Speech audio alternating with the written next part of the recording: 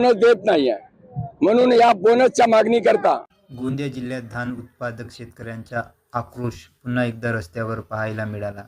धान पिकाला प्रति क्विंटल बोनस द्यावा या प्रमुख मागण्यासाठी तिरोडा तालुक्यातील नवेझरी येथून भव्य ट्रॅक्टर मोर्चा काढण्यात आला.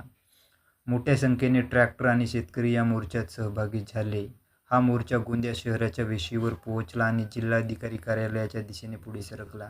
शेतकऱ्यांची मागणी स्पष्ट आहे. धानाला योग्य भाव मिळावा आणि प्रलंबित बोनस तातडीने देण्यात यावा.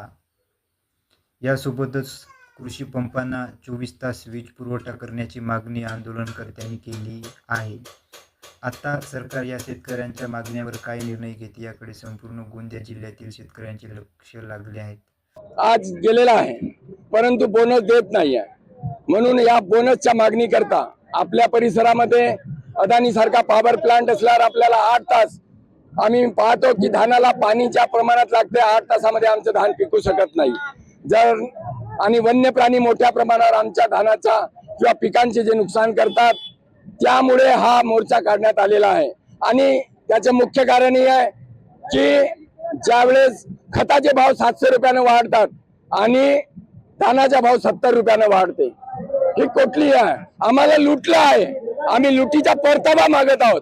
आमच्या हक्काचा बोनस आहे, आमच्या हक्काचा हमी भाव आहे. हमी भाव तुम्ही आम्हाला द्या. आम्ही असे मोर्चे काढणार नाही. शासन प्रशासनाचा आम्हाला मोर्चे काढण्यासाठी बाध्य करते, म्हणून आम्हाला मोर्चाच्या माध्यमातून आज माननीय मुख्यमंत्री साहेबांना दाखवायचं आहे की जर हा धान उत्पादक शेतकरी जागा झाला तर येणाऱ्या निवडणुकीमध्ये या गोंदिया जिल्ह्यात जेवढे आमदार आहेत ते खाली उतरल्याशिवाय राहणार नाही. या चॅनलला सपोर्ट करण्यासाठी या चॅनलला सबस्क्राईब जरूर करा, लाईक करा, कमेंट करा आणि शेअर करा. धन्यवाद.